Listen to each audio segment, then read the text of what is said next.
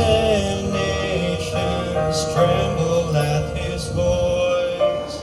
All creation rises to rejoice. Behold our God seated on his throne. Come, let us adore him. Behold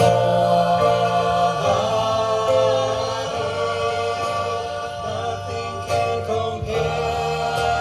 Come, let us adore him.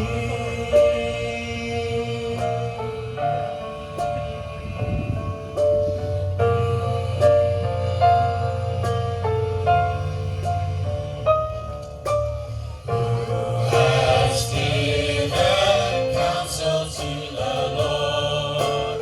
Who can question any of his words? Who can teach the one who knows all things? Who can fathom all his wondrous deeds? Behold our God, seated on his throne. Come, let us adore him. Behold our King, nothing can compare. Come, let us adore him. Come, adore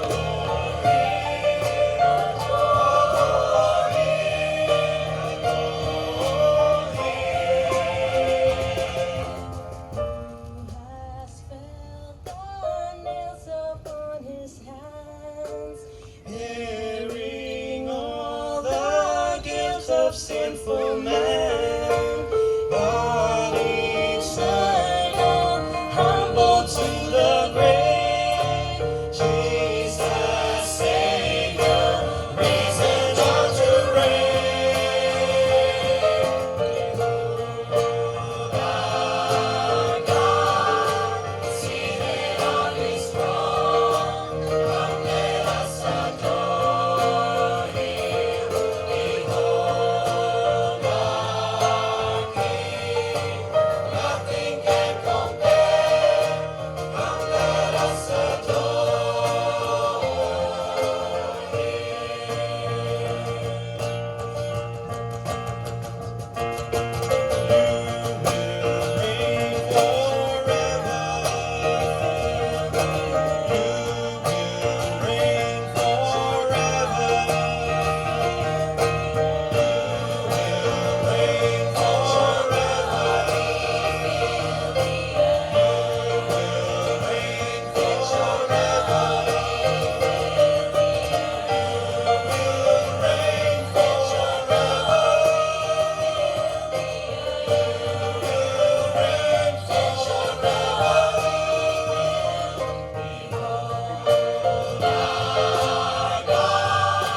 seated on his throne.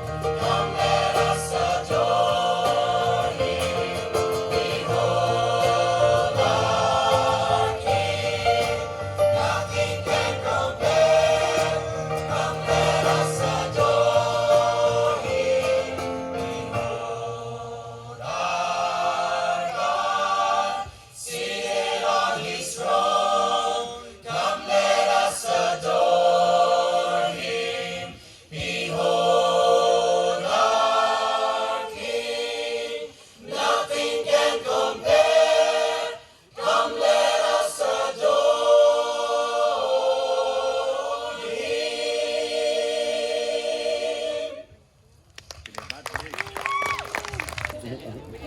Red. Oh, here we go. Hello and good evening, everybody. Round of applause for our choir tonight. They practiced tirelessly and it sounded great, and I feel blessed already hearing that song alone. I'd like to welcome you tonight to our Carols by Candlelight here at Grace West Bible Church. My name is Keza. And my name is Renee. I'm the brother of Kesa. No, he is my dad. I don't look that Okay, old. this is our fourth Carols by Candlelight. Who here has been with us since the very first one? Can I see it? Oh, there you are. Wow. Wow. We are so honored and humbled that you are joining us once again this year. And thank you so much for your support. You know, just being here is something that we're really grateful for. And for those who are here for the first time, we welcome you.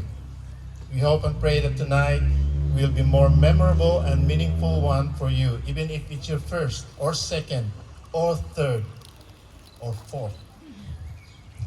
Each year we ask the question. If you've been here since the first one, we've always asked this question. What is Christmas? And what is it all about? What does it mean? Is it just a story?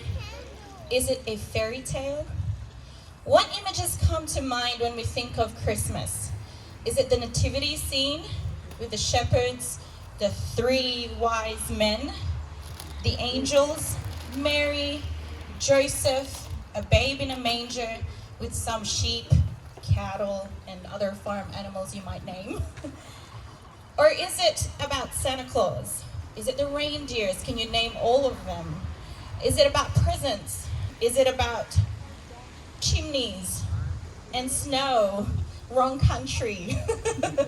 But I am dreaming of a white Christmas.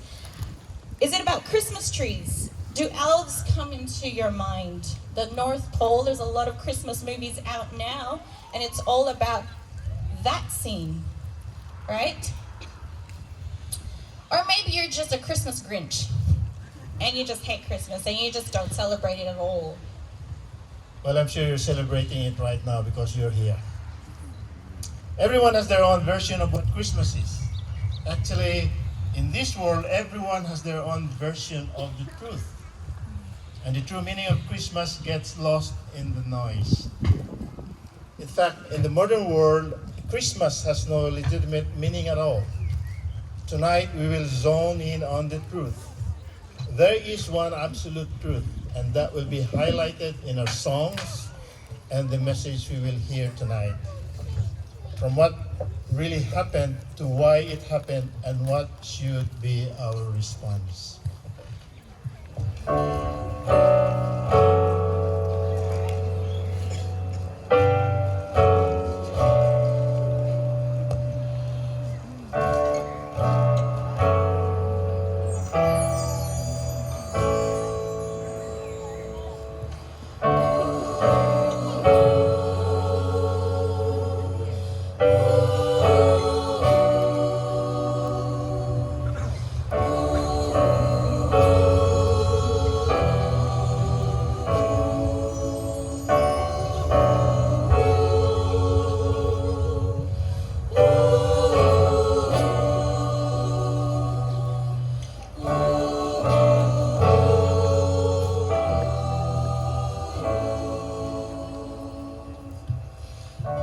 Still night, Mary awoke, steered by an angel.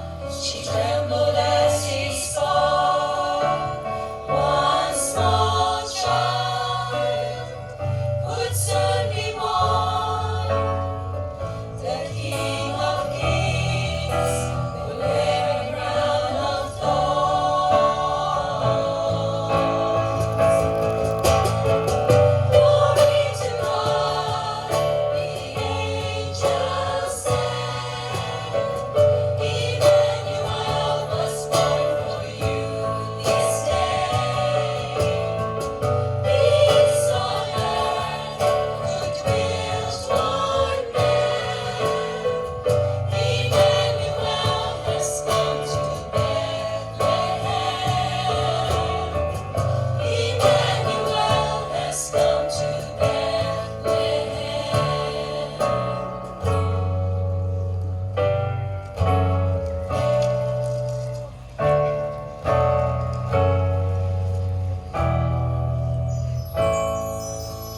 One still night, while Joseph dreamed, he saw a vision within his troubled sleep.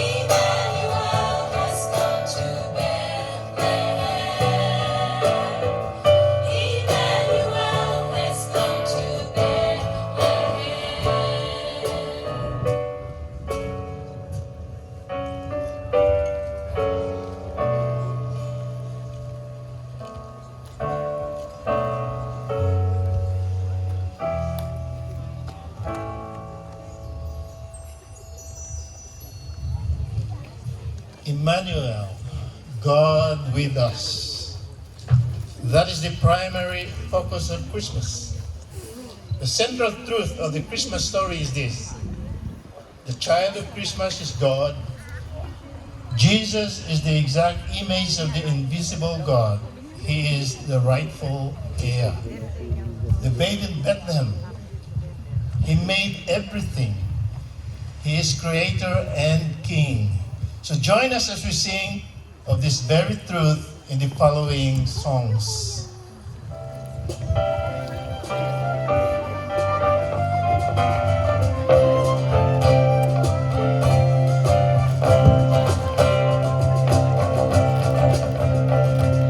Joy to the world, the Lord has come. Let earth receive her gift. Let every heart prepare Him room. And heaven and nature sing, and heaven and nature sing, and heaven and nature sing. Joy to the world, the Savior reigns. Let breathe their songs above. While fields and floods, grass hills and plains, repeat the song in joy. Repeat the song in joy. Repeat the sound in joy. No more tears and sorrows flow. No doors and fence the ground. He comes to make His blessings flow. For us the curse is gone. For us the curse is gone. For us the curse is gone. He rules the world with truth and grace, and makes the nations good. The glory is all His righteousness, and wonders of His love, and wonders of His love, and wonders of His love.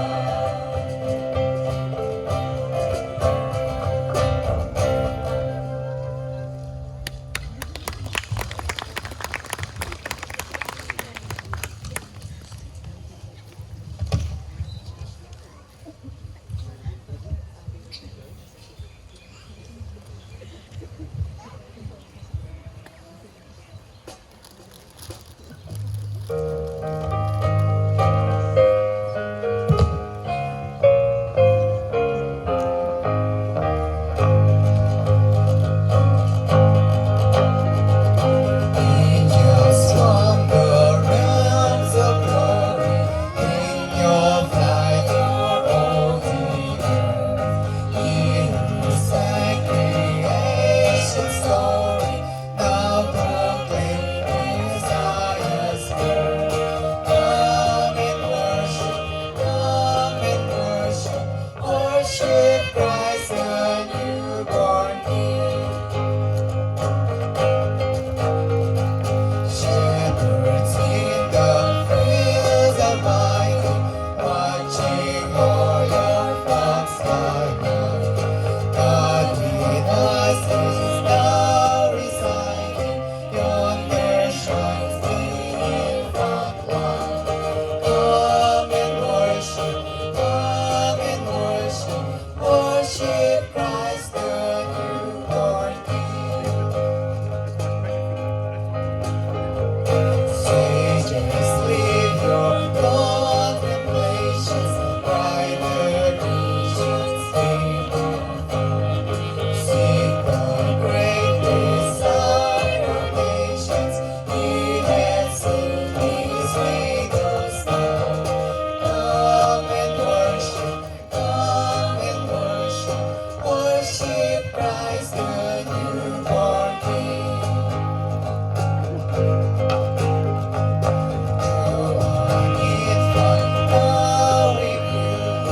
He shall fill His Father's throne. Gather all the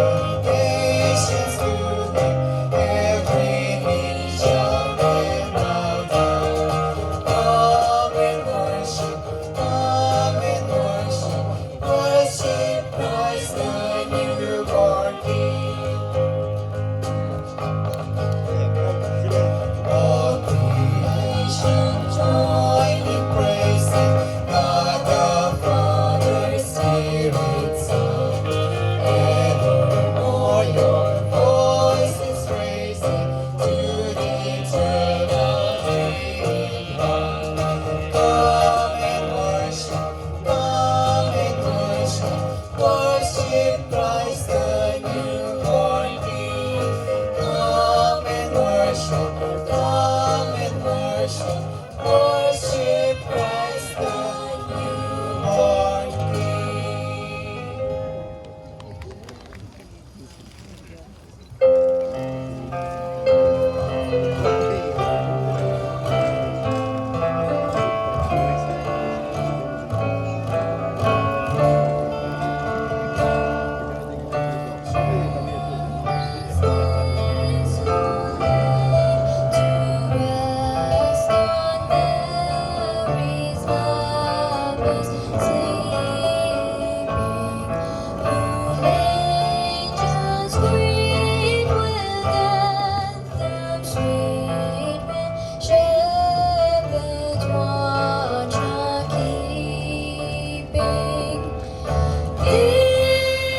This is Christ the King, shepherds guard and angels sing. Haste, haste to bring Him Lord, the babe, the Son of Mary. When I see in such pain, they step by rocks and lambs are feeding. Good Christians, people sinners in the silent word is pleading. This fish of peace seen through the cross He bore for me, for you. Hail, hail the Word made flesh, the babe, the Son of Mary. So He meets us all and bird from pleasant King to all. The King of Kings, salvation brings, and loving hearts enjoy Him. Praise the song on high, the Virgin sings a lullaby. Joy, joy, for Christ is born, the babe, the Son of Mary. This is Christ the King, whom shepherds guard and angels sing. Haste, haste to bring Him, Lord, the babe, the Son of Mary.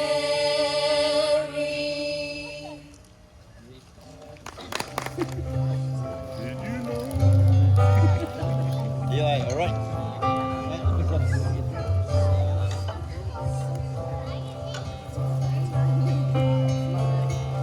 Come adore the humble King, lowly in the manger.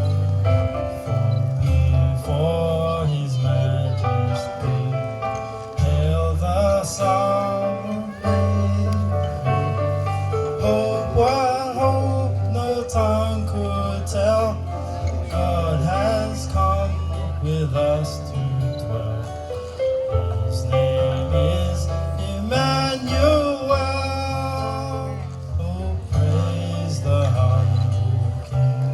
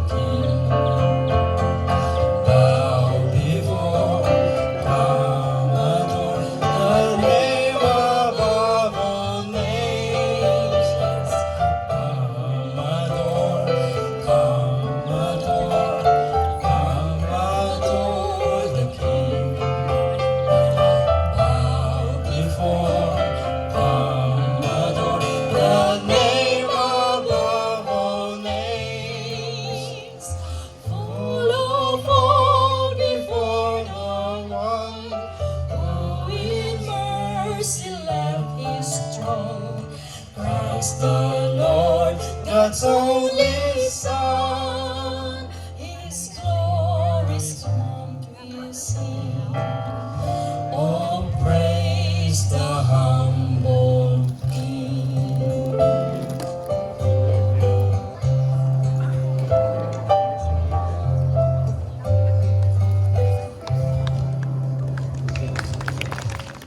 Well, good evening, everyone. Top of the morning. Hello. Anyone suffering sunstroke, heat stroke at the moment? No? Good. That's good. That's a good thing. No, no, thank you. Too cold. Well, for those of you that don't know me, my name is Martin Rogers. I'm the pastor here at Grace West, and I want to add my welcome to you to our fourth carols. It's wonderful to have you with us. And I'll be bringing you the message tonight. Over the last few years, we've been looking through the book of Isaiah, and 3 chapters in the book of Isaiah. Isaiah 7, 8, and 9. This evening we're going to be looking at chapter 9. Now, when we look at Isaiah, we're going way back in Israel's history, way before Jesus was born. In fact, about 725 years before that. And at that time, the nation of Israel was split in two. There was the northern kingdom, which was quite large, and then there was the small southern kingdom, which was called Judah. And Judah is the one that we are interested in here when we come to Isaiah chapter 9. The king at that time was a guy named Ahaz. Now, Ahaz had 3 big problems. The first problem was that Israel, the kingdom to the immediate north, had teamed up with an even larger one to the north of them called Syria, and Syria and Israel were both threatening to come down and invade Judah. That was the first problem. The second problem was actually even bigger, because to the north of both Israel and Syria was the dominant world empire of that day, which was known as Assyria. And Assyria also had threatened to come down and invade Judah. That was his second problem. Ahaz's third problem was that as Judah's king, Ahaz was supposed to believe in God. He was supposed to worship God. But Ahaz didn't want to worship God. He had his own gods that he wanted to worship. Nevertheless, God sent to Ahaz a prophet named Isaiah. And Isaiah had a message for Ahaz. You see, God wanted to prove himself to Ahaz, and so he actually told Ahaz, basically, what do you want me to do for you? Anything you want. He could have asked for millions. He could have asked for the sun to be moved out of its orbit. This was blank check territory. But Ahaz refused. He wasn't being humble, but he knew that if he asked for something extraordinary and God did it, then he would be bound to then honour and obey God, and he didn't want to do that. So he just flat out refused. Now, in reply, God then told Ahaz that he was going to perform a miracle of his own. This miracle would have 2 aspects. There would be a short-term aspect and there would be a long-term aspect. Now, Ahaz would live to see the short-term aspect fulfilled, but he wouldn't live long enough to see the long-term aspect. In fact, that aspect wouldn't be fulfilled for another 700 years. So the short-term aspect was that in the course of time, Isaiah and his wife would have a son. And God instructed Isaiah to name that child Maher-Shalal-Hashbaz. Further, Isaiah was to chisel that name, Maher-Shalal-Hashbaz, into a stone, along with the date, and then set up that stone sort of like a public notice board, if you like. Now, that public notice board would serve 2 purposes. The first purpose was that it was addressed to the invading Assyrian army. And that name, Maher-shalal-Hashbaz, told the Assyrian soldiers that when they attacked Israel and Syria, they were assured of success. Now, history tells us that when they carried off Israel and Syria successfully, Assyria then went further southward through the tiny kingdom of Judah, but they didn't actually attack it. Now, let me pause at this point, because that was totally unheard of for the kingdom of Assyria. Assyria was known by one thing: expansionism. And they just got bigger and bigger and bigger. However, on this occasion alone, Assyria marched down through Judah and conquered it, but they didn't take over. And if you go to the next slide, I don't know if you can see it there. Oh, you probably can't see it much there. Okay, what you've got there is a map of Assyria. If you can see the yellow, that's basically Assyria. And Judah was this tiny little island in the middle of the map, the only bit of non-Assyria in the whole empire. They were forced to pay tribute to Assyria, but at least they had not been conquered. Now, God prophesied all of this ahead of time, and it would all be fulfilled before this child that was born was old enough to talk. We read about that in Isaiah 8, verses 3 and 4. Now, Isaiah then recorded that this would be similar to a man standing in a flooded river, where the water rose up to his neck, but no higher. It would be terrifying, but it would not prove fatal. Now, that then brings us to this second purpose of that notice board. When the people of Judah saw all these things fulfilled and remembered that God had actually prophesied it all beforehand on that notice board that was written by Isaiah, then they would know that God was indeed in control of all of it. Now, all of that should have caused them to trust God in the future. That was the whole idea of why God did it. So that was the short-term fulfillment of that prophecy. Then we come to the long-term aspect. And getting back to Ahaz, God spoke to him through this guy, Isaiah. And we read this verse, Isaiah 7, verse 14, "Therefore the Lord himself will give you a sign. Behold, the virgin shall conceive and bear a son, and shall call his name Emmanuel."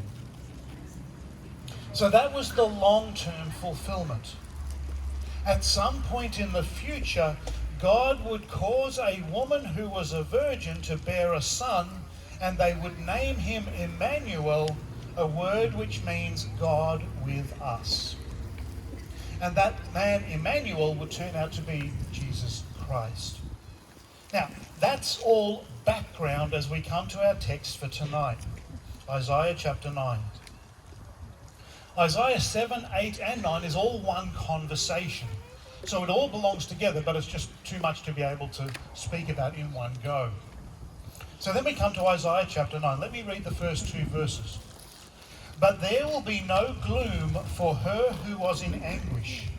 In the former time he brought into contempt the land of Zebulun and the land of Naphtali, but in the latter time he has made glorious the way of the sea, the land beyond the Jordan, Galilee of the Gentiles. The people who walked in darkness have seen a great light. Those who dwelt in a land of deep darkness, on them has light shone." So those are the first two verses. Now, Zebulun and Naphtali were two Israeli tribes near the Mediterranean Sea.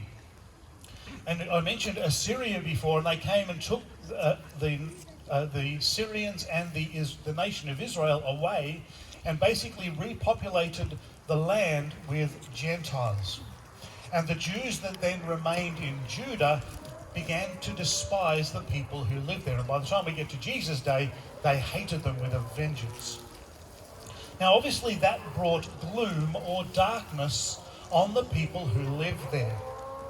Yet God promised that a great light would come from that region, and this is a reference to Jesus. Now, we know that Jesus was born in Bethlehem, that's in the south, but he grew up in the north in Nazareth. Jesus was therefore known as Jesus of Nazareth. To us, it's just a name. To them, it was a massive insult. Sort of like today, talking about someone as being trailer trash. Right? That sort of stuff was what it was like for Jesus to be called Jesus of Nazareth, especially by the people in the south. And further on in chapter 9, verses 6 and 7, gives us more information about this promised one named Emmanuel. Now the verses are up on the screen. Probably can't see them if we go to the next one, but that's okay. I'll go through them with you. These are what the verses say. Isaiah 9 verses 6 and 7. For to us a child is born, to us a son is given, and the government shall be upon his shoulder, and his name shall be called Wonderful Counselor, Mighty God, Everlasting Father, Prince of Peace.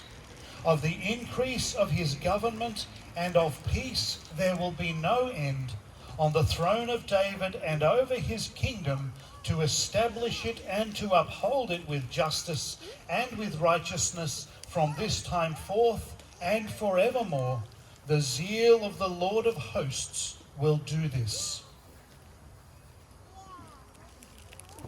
Now the method by which that great light mentioned in verse 2 would come about would be by the birth of this Emmanuel. And we see that in verses 6 and 7. Verse 6a, for to us a child is born, to us a son is given. And in verse 7, the zeal of the Lord of hosts will do this. So God would bring all this about. It was all part of his great plan. Notice too, in that verse it says that we are the beneficiaries. It says, to us a child is born, to us a son is given. Emmanuel will be given for our benefit.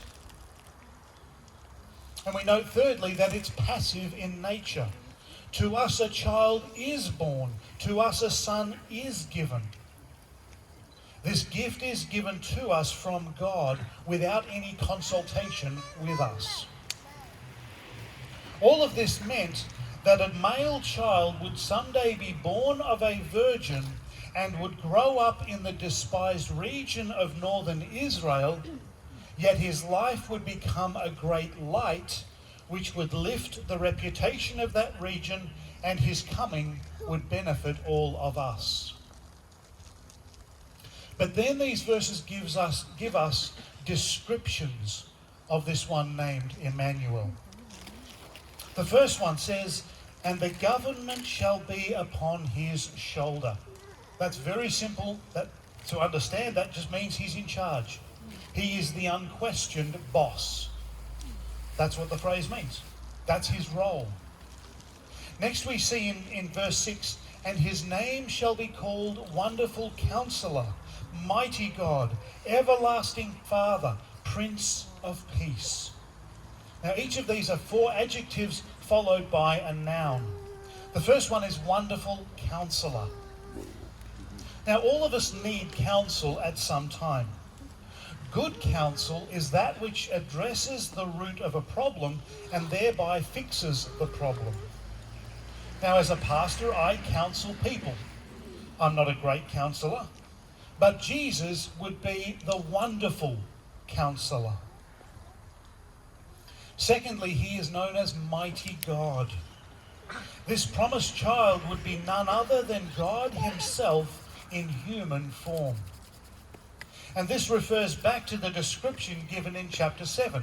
Emmanuel, God with us. So Emmanuel and Mighty God are the same person, which also explains why he's the boss. Thirdly, he is also Everlasting Father. And this is perhaps the most astonishing claim. The New Testament refers to Jesus as the Son of God 43 times. We see it in Mark chapter 1. The beginning of the gospel of Jesus Christ, the Son of God. That's in verse 1. Jesus was the Son of God, yet here in Isaiah 9, he is also called the everlasting Father. Now this is what Christians refer to as the doctrine of the Trinity. God is one being in three persons, Father, Son, and Holy Spirit, but they are all co-equal. And this person, named Emmanuel, God with us, would also be the everlasting Father. You cannot read these verses any other way. In addition, he is the everlasting Father. So this phrase proves that these two have been, or always, co-eternal. He is somehow the same person as the Father, yet he is distinct from him. And that's what Christians have believed for thousands of years. Not only is he wonderful counselor, mighty God and everlasting Father, but he is also the Prince of Peace. He will be a peaceful prince. He would restore and he would perpetuate peace. Everyone in our world cries out for peace. But the truth is we will not experience peace until we bow before the Prince of Peace. Although the world as a whole will never do that, we as individuals can do that. And when we do this, we receive the ability to make peace on earth. We'll come back to that in a moment. So what will be the effect of Emmanuel's mission? Well, this brings us to our final point, looking at his kingdom. Verse 7 says, "Of the increase of his government and of peace there will be no end, on the throne of David and over his kingdom, to establish it and to uphold it with justice and with righteousness from this time forth and forevermore." The outcome of the ministry of this promised child, Emmanuel, will be to bring everlasting peace and justice and righteousness. Again, that's all part of God's wonderful plan. Now, if we get back to Ahaz, as I said, saw the short-term fulfillment of Isaiah's prophecy, the invasion of Assyria through Judah, but he didn't live to see the long-term fulfillment. But from where you and I stand here today, even the long-term aspect of Isaiah's prophecy is now ancient history. The virgin did give birth. The child has come. The son was given, and the government even now rests upon his shoulders. That promised child was Jesus Christ. He came to earth and he grew up, proving his claim to be the Messiah by performing miracles which even his enemies did not try and deny. The Jewish people rejected his claim to be Messiah because he didn't square with what they wanted Messiah to do. And in the end, they killed him on a cross. That's what we remember at Easter. But even that was part of God's big plan. Listen to what the Apostle Peter said to the Jewish people. This is Acts 2, verses 22 to 24. He said, "Jesus of Nazareth, delivered up according to the definite plan and foreknowledge of God, you crucified and killed by the hands of lawless men. God raised him up, loosing the pangs of death, because it was not possible for him to be held by it." So God's big plan, prophesied by Isaiah more than 700 years before it was fulfilled, was that God himself would come to earth and take the punishment for sin that you and I deserve. Jesus Christ, the one Isaiah foretold, is the Prince of Peace. A couple of days ago we were listening to the ABC, and Virginia Trioli on Thursday morning was speaking to Victorian Police Deputy Commissioner Rick Nugent. And he stated that in the last financial year, police attended 82,000 incidences of family violence in Victoria. That's 220 every day, or one every 6 minutes. You and I are celebrating Christmas. But for many families, Christmas is not a time of peace. In many families, people get drunk, the tempers flare, and violence erupts. Think about that. 82,000 incidences of family violence in 1 year alone in Victoria. If your family has experienced violence in the past, make this Christmas the time when you personally meet the Prince of Peace. And if you do so, you will experience peace with God. It's only by trusting in Him, in Jesus Christ, Emmanuel, God with us, that you can truly know peace. Not just at Christmas time, but for the rest of your life and for all eternity. Many of us here at this church have not only experienced the peace of God in our own life, but we've seen that peace then flow out into the families that God has given us. Yes, the world does have problems. We don't shy away from that. But Jesus came to bring peace on earth, and He does it one life at a time. And our prayer for you this Christmas is that you personally will find peace with God. That's the reason why Jesus came to earth. And that is the good news of Christmas. That good news is for you and for your family this Christmas. That's why we sing. That's why we're here. That's why we put on the Christmas carols each year, is that we want you to learn who Jesus is and to submit your life to Him, repent of your sins, and come and make peace with God. That's the whole idea. And that's why we're singing. Please come and speak to me afterwards if you want to speak further about these things. In the meantime, we're going to keep singing.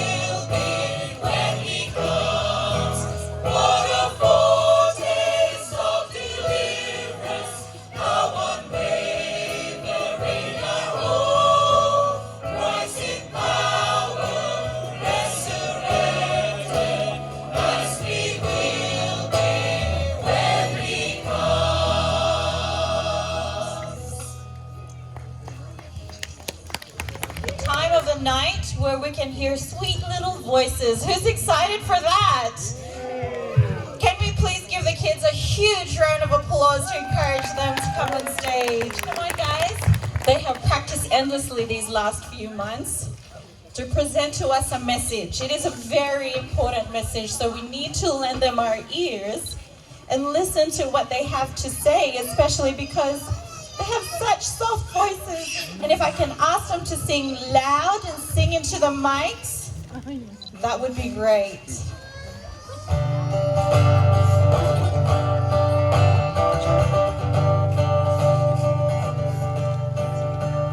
Well, you told the story about the bear, the girl called Goldilocks, who came in from the woods to go to the porridge shop. But the story about Snow White is different from she knew. But one thing about fairy tales I know them are true.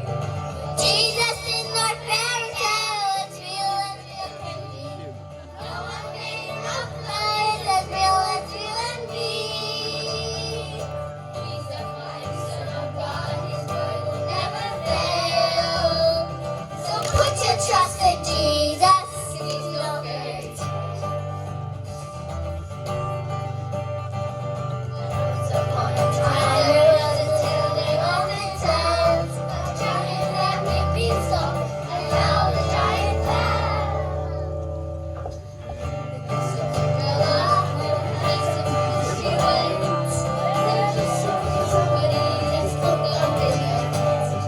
Jesus is not fairy tale, it's real as real can be. No one made him up, no, he's as real as you and me. He's the mighty Son of God, his word will never fail. Put your trust in Jesus, he's no fairy tale. Nothing more than stories, tales of make-believe. The kingdom of the saints who serve the princess and their queens. Remember that their Bibles are like fairy tales you find. This Bible almost teaches us the Bible is God's word. Jesus is the fairy tale, as real can be. No one made him up, no, he's as real as you and me. He's the mighty Son of God, his word will never fail. So put your trust in Jesus, put all your trust in Jesus, believe in Jesus. He's no fairy tale. He's no fairy tale. Okay, who was with us last year? Yay! Yes, do you remember this song? It's called The King of Christmas. Who remembers the actions to this song? If you want to get warm, this is the time I encourage you to do the actions with the kids.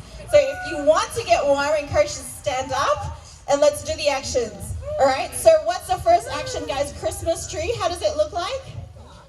Great. What is the next one after the Christmas tree? No, not yet. After the Christmas tree, what is it? Walks the path of God in the second verse. How about that? Here it goes. The second verse. Second verse.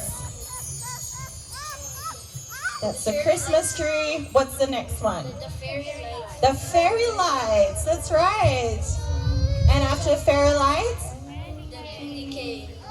the candy cane. Right? So the Christmas tree, the fairy lights, the candy cane. All right? Those are our verses. Well, how does the chorus go? Oh, there's one more. Presents? Christmas gifts. Christmas gifts. Okay, remember? Christmas tree. How does it look like? Christmas tree. What's the next one? Fairy lights. And then the candy cane. And then and the presents. Okay, now let's get to the chorus. All right, this is the fun bit. Can we get the chorus on the screen, please? Okay. Can we sing the chorus? How about that and show them our actions, okay? Shall grow, let your faith grow, that everyone will know Christ the King of Christmas. Did we get that?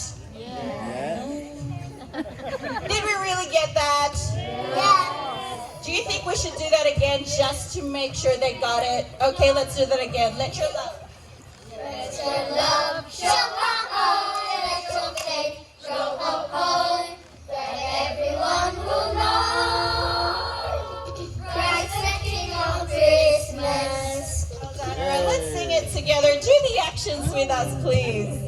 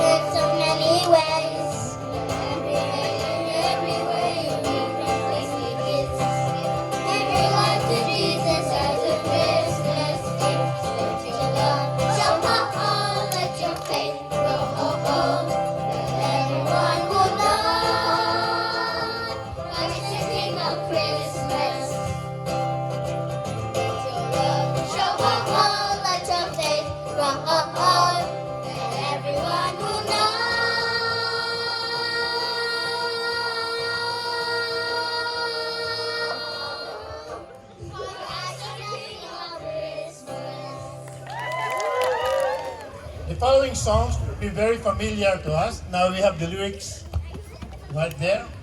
I would really encourage everyone to sing along with us, sing your hearts out, and just belt out the music. It's about our Lord Jesus Christ.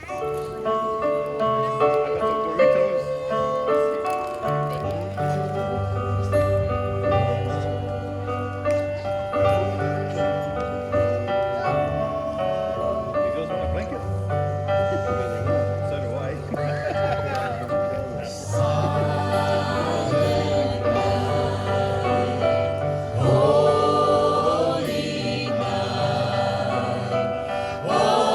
Holy Son.